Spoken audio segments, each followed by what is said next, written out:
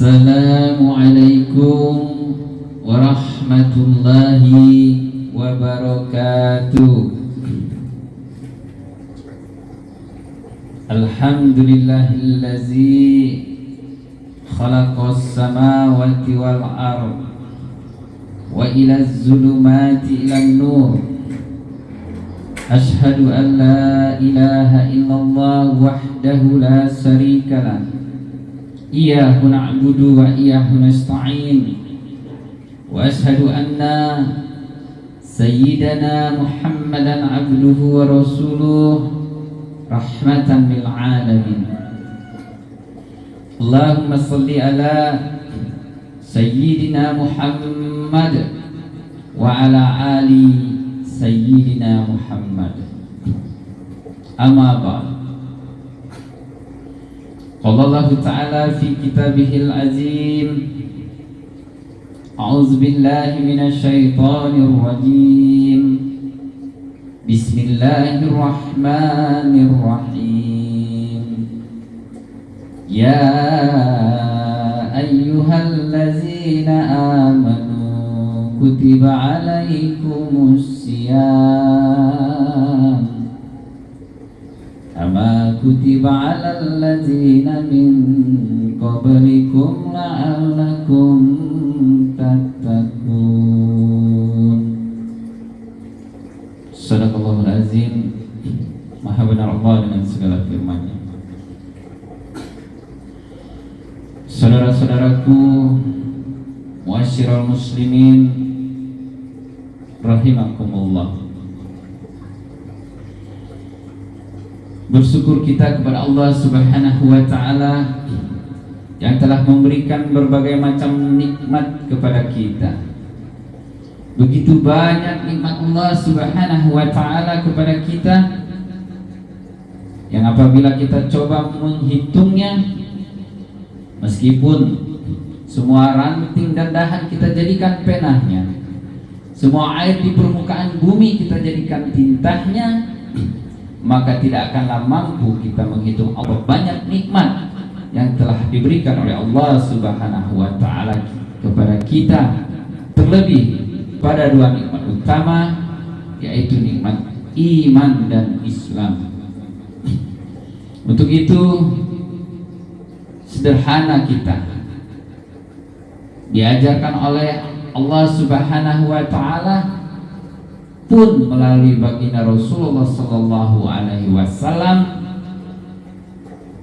syukur yang paling sederhana yaitu dengan mengucapkan kalimat thayyibah, kalimat hamdalah, alhamdulillahirabbil alamin. Kemudian kita diajarkan untuk bersalawat kepada manusia utama, manusia yang paling mulia, karena dimuliakan oleh Allah Subhanahu wa ta'ala, zat yang paling mulia, yaitu kepada baginda Rasulullah sallallahu alaihi wasallam, Nabi Muhammad ibni Abdillah. Untuk itu kita bersalawat kepada beliau yang telah bersusah payah mengajarkan kepada kita tentang Islam, sehingga kita dapat beribadah kepada Allah Subhanahu wa ta'ala dan kita dapat mengecam manisnya iman di dalam dada. Bersalawat kita kepada baginda Rasulullah sallallahu alaihi wasallam dengan ucapan Allahumma salli ala sayyidina Muhammad wa ala ali sayyidina Muhammad, yang dengan salawat yang kita haturkan setiap saat, kita berharap turunnya syafaat beliau kepada kita kelak ketika kita berhadapan dengan Allah Subhanahu wa ta'ala. Maka ketahuilah tidak ada syafaat satupun yang mampu membantu kita kecuali kepada syafaat baginda Rasulullah sallallahu alaihi wasallam, yang dengan syafaat itu kita berharap Allah Subhanahu wa ta'ala menurunkan ridhonya kepada kita, sehingga mau memasukkan kita ke dalam surganya bersama orang-orang yang beriman. Amin, amin ya robbal Amin. Ibu bapak, saudara-saudaraku kaum muslimin rahimakumullah,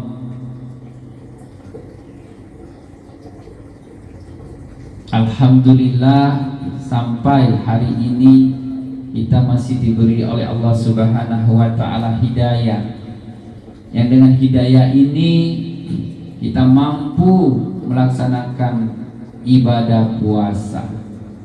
Berat Bapak, Ibu, ibadah puasa ini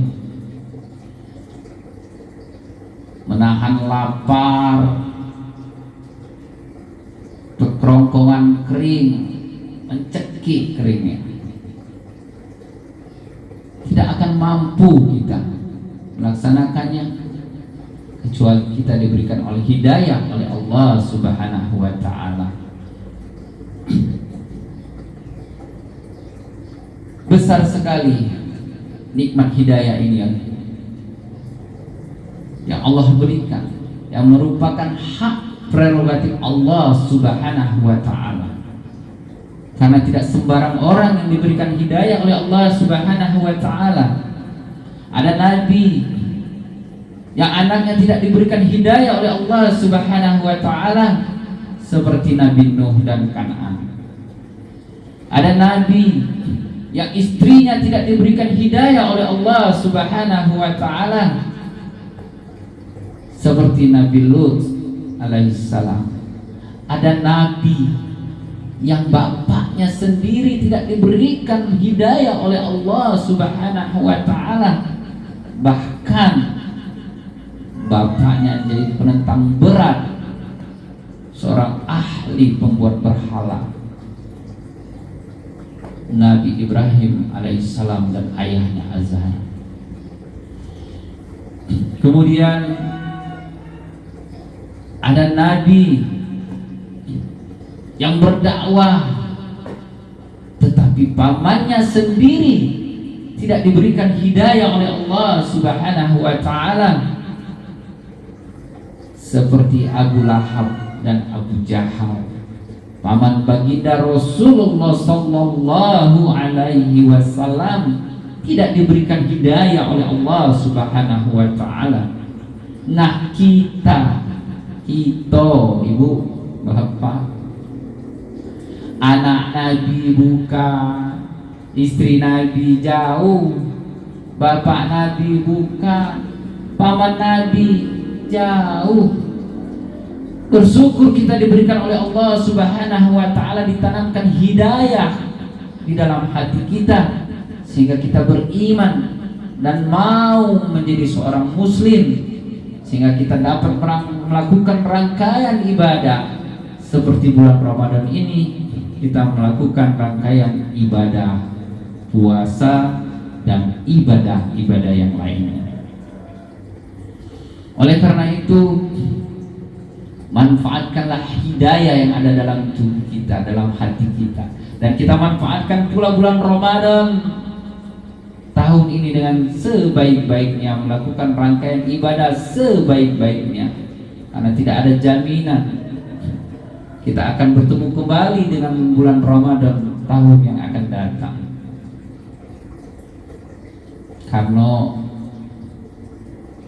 ya ajal ini, Ibu, Bapak, saudara-saudaraku, tidak ada yang mengetahui.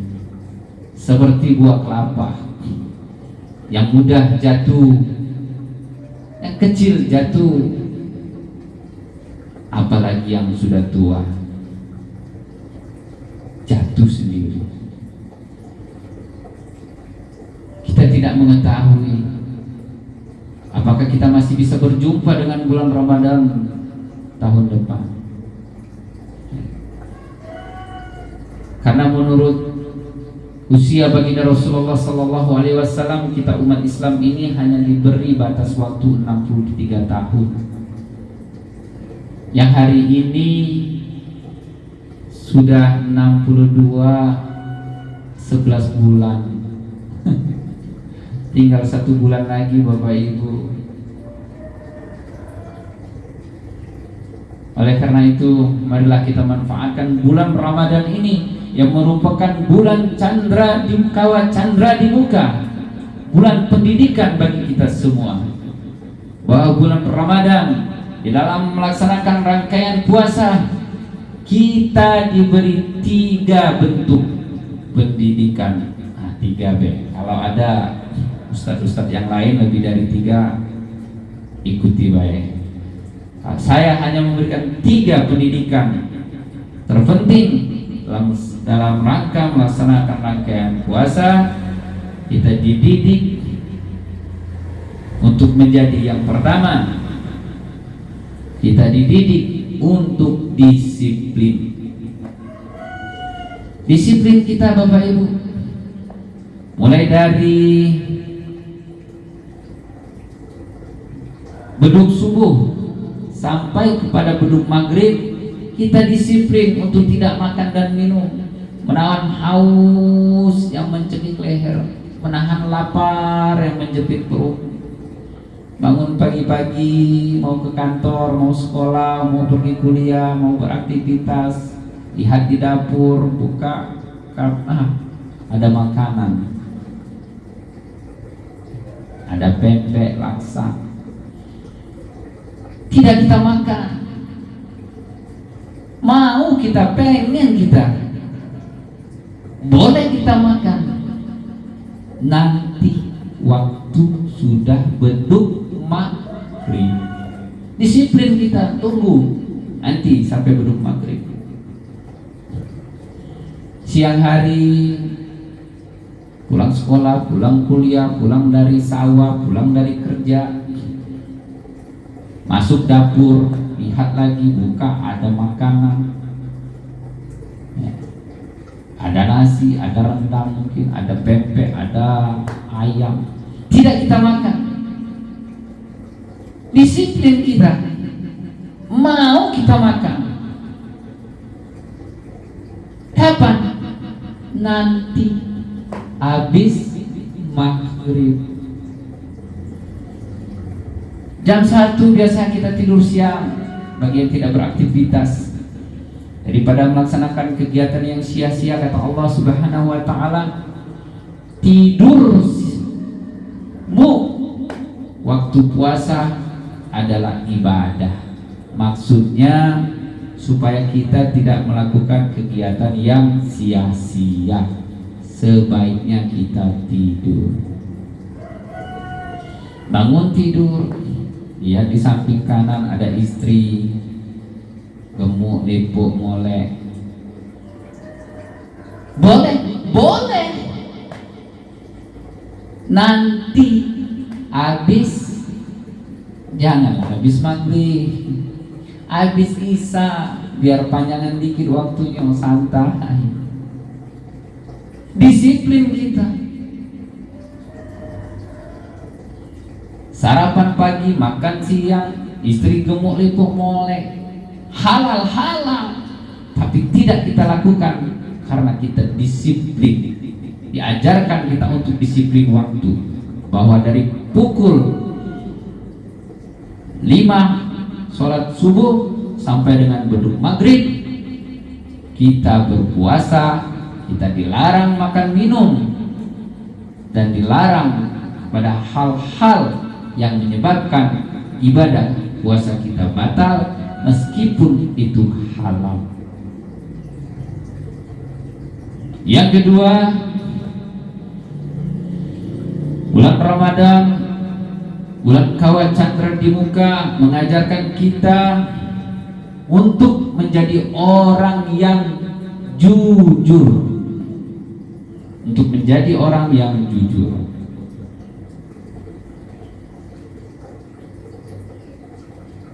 Jujur kita, meskipun di dapur tidak ada orang, tidak ada orang yang melihat. Kalau kita makan 1, 2 cepat-cepat kita makan, tidak ada yang melihat. Tapi kenapa tidak kita lakukan? Karena bulan puasa mengajarkan kita untuk menjadi orang yang jujur. Kenapa kita jujur? Karena kita tahu ada pengawasan melekat di situ. Siapa yang mengawasi? Allah Subhanahu wa ta'ala. Oleh karena itu tanamkan di diri kita di setiap saat bahwa ada Allah Subhanahu wa ta'ala yang maha melihat, maha mendengar, maha mengetahui apa yang kita kerjakan dan apa yang tersirat di dalam hati kita. Bulan puasa mengajarkan kita untuk menjadi orang yang jujur saat mengambil air wudhu misalnya. Teman kiri, teman kanan tidak akan tahu. Pura-pura kita kumur-kumur, kita telan sedikit airnya, hilang dahaga kita. Kenapa tidak kita lakukan? Karena kita berpuasa. Jujur kita kepada diri sendiri. Meskipun teman kanan dan kiri tidak tahu, kita sadar bahwa kita sedang berpuasa. Ada Allah yang memperhatikan kita, sehingga kita menjadi orang yang jujur. Nanti habis bulan Ramadan kita beraktivitas di kantor, ya jujur, ya jangan waktu tidak ada atasan santai, waktu ada atasan serius. Berhasil atau tidaknya kita berpuasa nanti kita lihat selepas Ramadan. Berubah apa tidak kelakuan kita, itu mencerminkan berhasil atau tidak pendidikan yang kita lalui pada saat bulan Ramadan. Ibu bapak saudara-saudaraku kaum muslimin rahimakumullah, bulan kawat candra di muka, bulan pendidikan. Pendidikan yang ketiga, bahwa bulan Ramadan mengajarkan kita tentang sebuah keikhlasan. Ikhlas. Puasa kita mulai dari pukul sholat subuh sampai kepada beduk mati. Tidak ada yang menilai di situ. Tidak ada penghargaan untuk kita. Tidak ada yang memberikan sertifikat. Tidak ada yang melantik. Tapi kita mau berpuasa karena kita ikhlas berpuasa. Diajarkan oleh bulan Ramadan supaya kita menjadi orang yang ikhlas puasa karena mengharap ridho Allah Subhanahu wa ta'ala.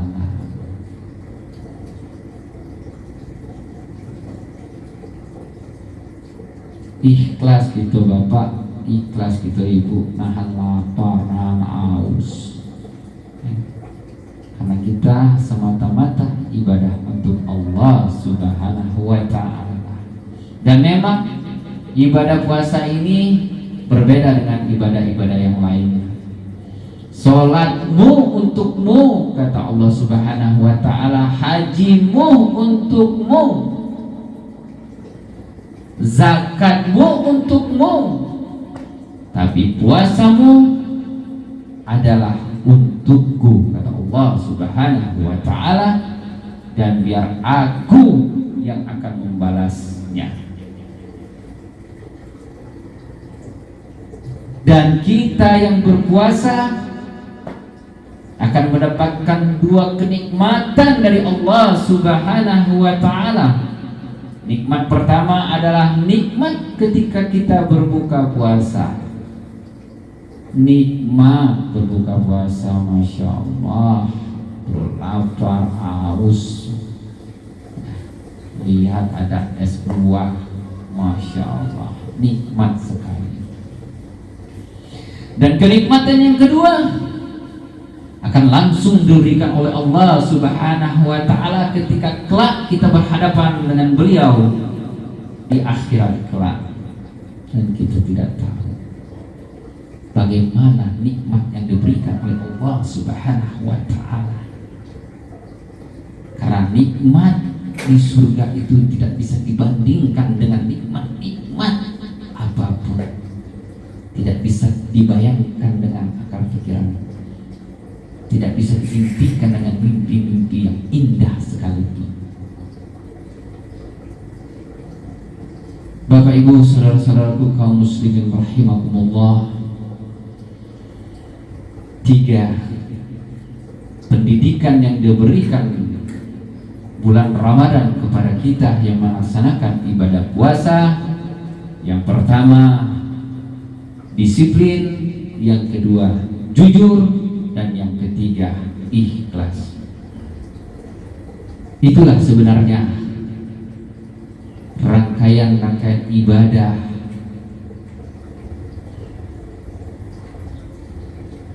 yang disebut khusyuk. Khusyuk itu 3 itulah: disiplin, jujur, dan ikhlas. Disiplin seperti kita melaksanakan ibadah sholat, disiplin kita mulai dari takbiratul ihram, rangkaian-rangkaian sholat sampai dengan salam, dan bacaan-bacaannya telah diajarkan melalui ilmu fikih yang sesuai dengan tuntunan baginda Rasulullah SAW. Ketika rangkaian ibadah itu sudah sempurna seperti yang diajarkan oleh baginda Rasulullah SAW, maka khusyuk akan muncul kemudian setelah kita ikhlas. Khusyuk